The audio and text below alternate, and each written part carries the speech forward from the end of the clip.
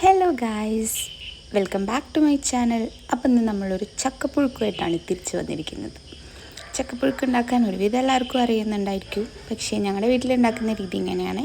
ഇതെങ്ങനെയാണെന്ന് തോന്നുന്നു കോമൺ രീതി. എനിക്കെന്തായാലും ഇതിനെപ്പറ്റി വലിയ ഐഡിയ ഒന്നുമില്ല. ആദ്യം ചക്ക ഉപ്പ്, മഞ്ഞൾപ്പൊടി, മുളക് പൊടി ഒക്കെ ഇട്ടിട്ട് നന്നായിട്ട് വേവിക്കാം. 3 വിസിലെങ്ങാനും വേണം തോന്നുന്നു. ചക്ക അടുപ്പിൽ വെച്ച ശേഷം ഇനി അതിലേക്കുള്ള അരപ്പ് റെഡിയാക്കുക. അതിന് വേണ്ടിയിട്ട് കുറച്ച് പച്ചമുളക്, ചെറിയുള്ളി, വെളുത്തുള്ളി, പെരുംജീരകം, തേങ്ങ എല്ലാം കൂടി ഒന്ന് ജസ്റ്റ് കിർ ചെയ്തെടുക്കുക, ഒന്ന് ചതച്ചെടുക്കുക. അപ്പോഴേക്കും ഇതാ ചക്ക വിസിലൊക്കെ വന്ന് റെഡി ആയിട്ടുണ്ട്.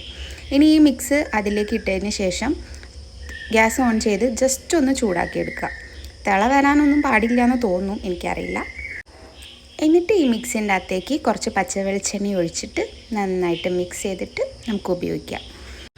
ഇന്നിവിടെ നല്ല മത്തി കിട്ടി. അപ്പം മത്തി മുളകിട്ടതും നല്ല ചൂട് ചക്കയും എല്ലാം കൂടെ കൂട്ടിയിട്ട് നമുക്കൊരു ഫിലിമും കണ്ടിട്ട് അങ്ങനെ കഴിക്കാം.